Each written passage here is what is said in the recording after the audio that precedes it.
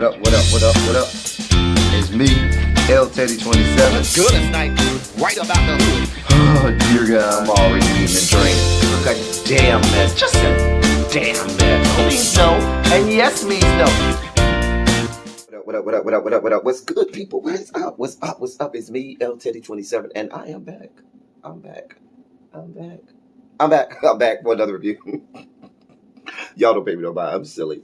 This is going to be our review for Pose. It is season 3. It is episode 3.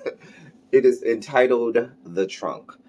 So, I took notes, but I'm gonna do like I did last week. I'm not gonna go by my notes. I'm gonna just talk. We just gonna have a conversation and let it be more of a review, not so much recap, more of a review. So let's talk about some stuff. So we get the backstory of Elektra. We learned how Elektra, not the totality of how Elektra got to be where she is, but we definitely learned more information about Elektra and not that. Give me something to hold on, y'all. Get some tissue and wipe my face. Ooh, dear God, that was nasty, y'all. I'm sorry. I do not have COVID. Anyway, because I'm fully vaccinated. Come on now. One thing that I would love for them to have shown us is how, and maybe they'll show us this in subsequent episodes, how she met Blanca and Candy and Lulu. Now we did get a little bit of that story from Blanca later in the episode, but I wanted to actually see it. So we start off the episode. It's back in the 70s. Elektra is probably young, maybe in her 20s, and so forth. It's a young Elektra, Afro wig and so forth, working the beat honey, making her coins out on the piers and so forth. That was when New York City was still dirty and grungy and grimy and all of that. And so, she's making her coins, and so she's walking with this girl. I can't remember the chick. It was a white girl. Well, looked to be white, could have been Hispanic. But anyway, so something about she left her keys or something or other, and Elektra had to go home, and then we got the whole infusion of Elektra, her mom, the whole dissonance between her and her mom, and how her mom did not, of course, like a lot of parents at that time, was not okay with her child being trans. And I would love to have watched, God bless her, and may she rest in power, my grandmother. I would love to have watched this show with my grandmother, because I had an uncle who, during the exact same time period as Elektra, kind of reminds me of Elektra at the time. Tall, statuesque, transitioned into, a trans woman at that time during the late 60s, early 70s. And my uncle at the time, I mean, then he transitioned back to a man. But anyway, that's a story for another live. But traveled all over the country doing shows and everything. So I just wonder what the conversation would have been like. I also had a cousin who was my grandmother's nephew who did the same thing at the same time. So and my grandmother was always embracing of them, never shunned them, accepted them, embraced them, loved on them, and was proud, of them. And so I would have loved to have watched this with my grandmother and had that conversation with her about, her, how she grappled with it, or her thinking at the time, and how she was so it was so easy for her to be okay with it, that she struggled at all, because you could see the struggle that that Elektra's mom had. We learned that Elektra's birth name, or dead name as they call it, was Dwayne. And so the mom was not accepting, and there was this whole confrontation where Elektra had this trunk in her closet, and she had got money and bought all of these expensive items and so forth and so on, and she kept it in the trunk. And so the mom ended up kicking Elektra out, and so Elektra tried to take the trunk because that's all of her value, but the mom was like, no, if it's in my house, it's mine. And there was this whole scene where the mom rips the clothes off Elektra, and there's this dramatic, I'm moving out, and she's out in the front lawn and puts the lipstick on, and there's that whole dramatic scene. But the one thing that I do want to focus on from that conversation, that argument, that fight between Elektra and her mom, is the fact that Elektra told her mom, because her mom said, I don't need some cross-dressing homosexual. Elektra was like, I'm not a homosexual. And I think that's a good point to be made, because so many times everyone, I always say this, people lump the Rainbow Coalition, the LGBTQIA plus together as if it's all the same, as if everybody in that group is a homosexual, and that is not true. Being a trans person does not mean you're a homosexual. It doesn't mean that you can't be homosexual, but it doesn't mean that you're homosexual. Gender identity and sexuality are two totally different things, and I think so many times people just make it all just one thing, and it's not. So I'm glad that they focused on that point, because people often get confused. Um, Anyway, the storyline in present day centers around Electra is the owner, because when she was young, she said, "I'm going to be a business owner and I'm going to be making money," and so forth. And so we go back, we flash forward to present day, and Electra does own a business. She owns a call center where she has the little sex calls, 976 numbers back in the day. Y'all know those people of a certain age. You know what them 976 numbers was? Come on now. So it looks like she runs a call center with people who do that kind of work, phone sex work. And she goes to work and so forth, and she's running the business, pulling the numbers and everything and so forth. The police come, and they was like, "Oh, we need to talk to you."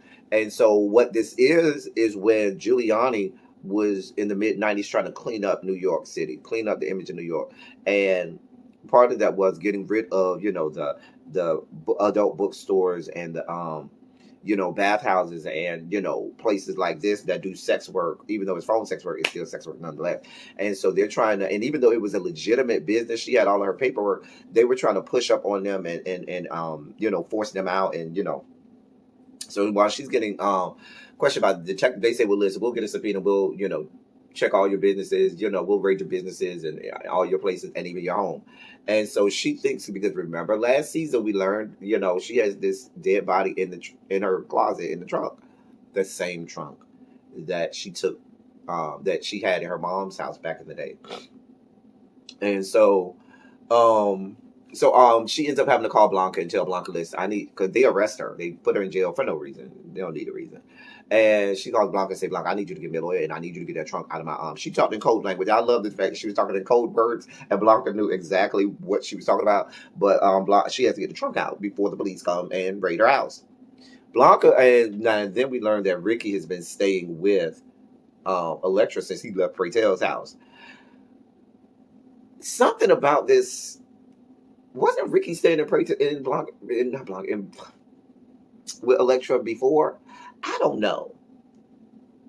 But there was a point during the episode where Electra, everybody was there, but Electra made it a point to touch and have this moment with Ricky. It went by just like that, but I noticed it, and I was like, "Is something going on here?" Maybe not.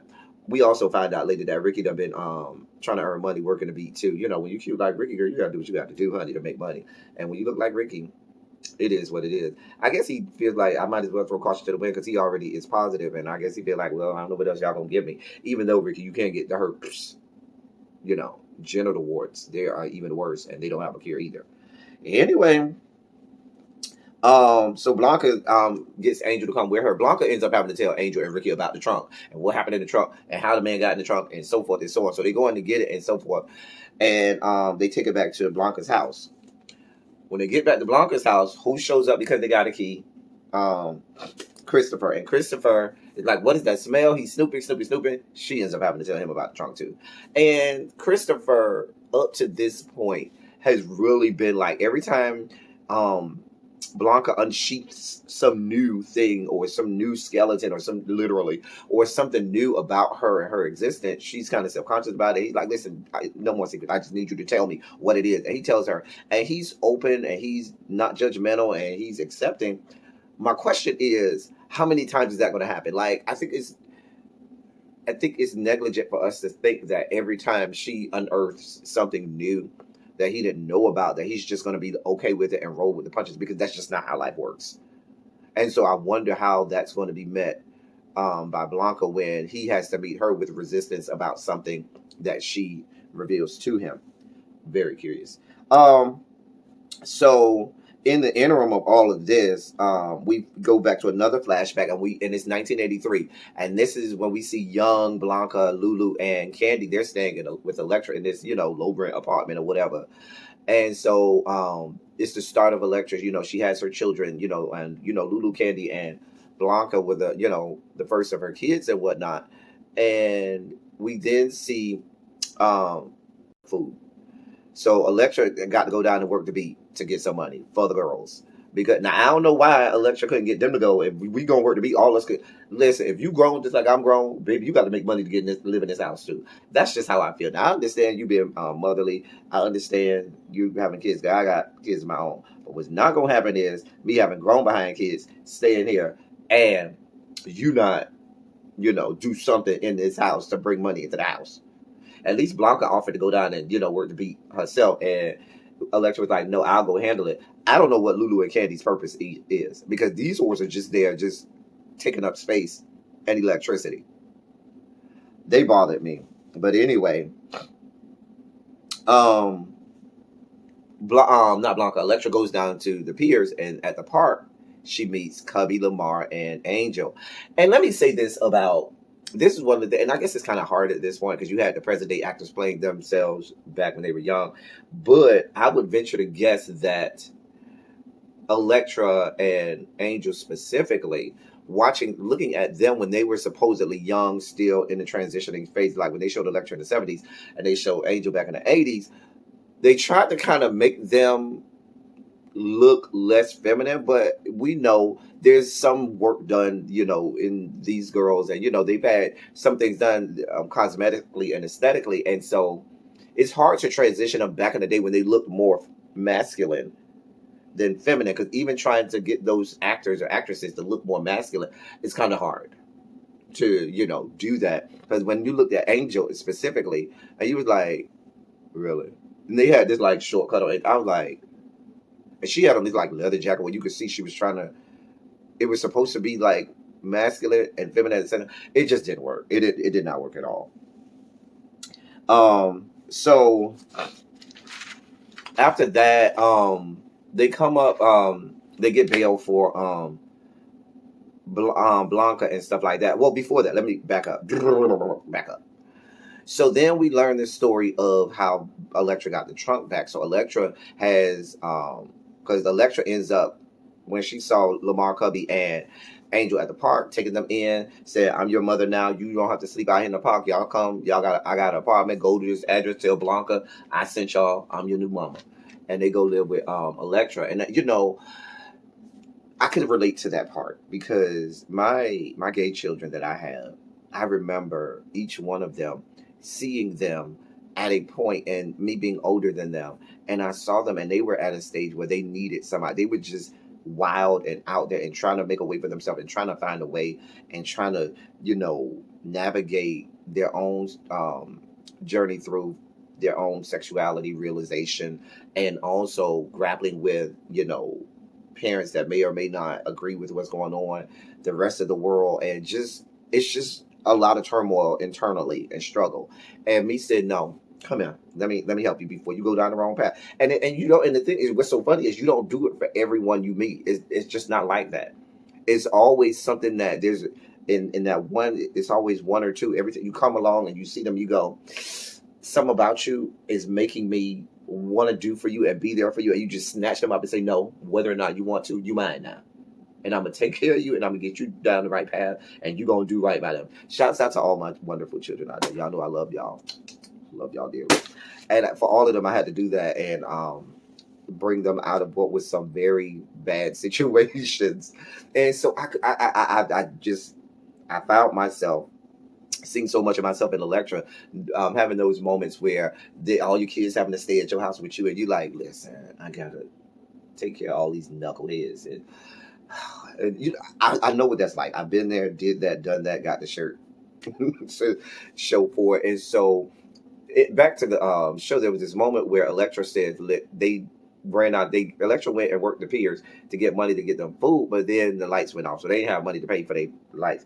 And Electra probably thought, "Hey, I can't live like this, and I got all this money sitting in my mama's house with the jewelry and fine clothing and things." So Electra had this plan. She got all her kids, and they went back to the house. They sneaking into the mama house and jump through the window, climb through the window or whatever.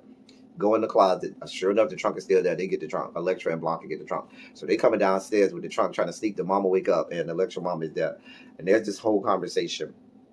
And in the middle of the conversation, you find out why the mom had a problem with Electra being trans, because Electra was the mom's only child, and the mom was a single mother, and she was looking for someone to protect her. She was looking for a protector and provider for her. And oftentimes you see that a lot of times with single mothers. You see a lot where they expect that male child to be a pseudo husband or companion or boyfriend. They're looking for their male child to grow up and take the place of a husband or a boyfriend or a companion that should be the one that is protecting them and doing for them and all of that stuff, when that's not how it's supposed to go. You're supposed to raise them, and they're supposed to go off and find their own, and make their own way in their own life. And so, because, and I think and at a certain point, Electra's mom started to say, some people moved across the street, and the way they look at me, I'm kind of scared and fearful. And maybe, we can have a meeting of the minds, and maybe, you can come over. And you saw, and even you saw Electra's face kind of soften, and you saw that maybe there could be some meeting of the minds. But then she was like, because you belong to me, and maybe you can tone it down. And Electra was like, yeah, we're not doing that. And she was quick to nope, we're not doing that. I'm about opulence. Opulence. You own everything. So that was a whole moment. And so and so Alexa was like, goodbye. And he called her by her name, goodbye, Tasha. And that was it. And both of, even though Electra, like a lot of us who has that personality, you're going to play strong. But I'm sure that behind the closed door in the bathroom by herself, she had her own moments to commiserate and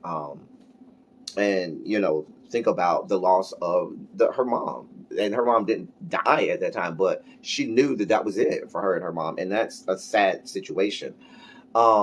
It's a heartbreaking situation. And so many times this storyline is played out over and over and over and over and over and over and over. And unfortunately, I don't see it not playing over and over and over for some time. It's gotten better, but you'll continue to see stories like this. So then they got to the point where they had to do away with the Electra gets bailed out of jail. They go get Electra out of jail. Electra mad that Blanca done told Ricky and Angel and Christopher. So then, shouts out to Jeremy Pope. Can I tell y'all how cute Jeremy Pope has been in these first 3 episodes? I loved him from way back when he was on Hollywood on Netflix. Shouts out to that show. If you ain't seen Hollywood on Netflix, you don't been missing it. That was last year. It came out last year. You missed out. Excuse me, y'all. But anyway, they go and bail Electra out. They get the trunk, and they got to do it with the trunk. So they go and they throw the trunk in the water, so forth and so on. Okay, so the ballroom scene. The ballroom scene this week was a flashback ballroom scene where Blanca and Electra remembers the first time the new kids walked in the ball. And the category was Once Upon a Time. And so there was this house out there, House of Capricorn and stuff. First of all, Pose people, you all are disrespectful. Never disrespect the greatest sign in the astrological system. The sign that trumps them all. The sign that is the alpha to the omega, the beginning and the end. Capricorn. With that travesty and trash. If you know anything about Capricorns, a Capricorn wouldn't be caught dead in that shit they had on out there. A Capricorn is... y'all are disrespectful, Pose. Disrespectful. But anyway, shouts out to all my fellow Capricorns out there. They were a mess. A damn mess. Just a damn mess.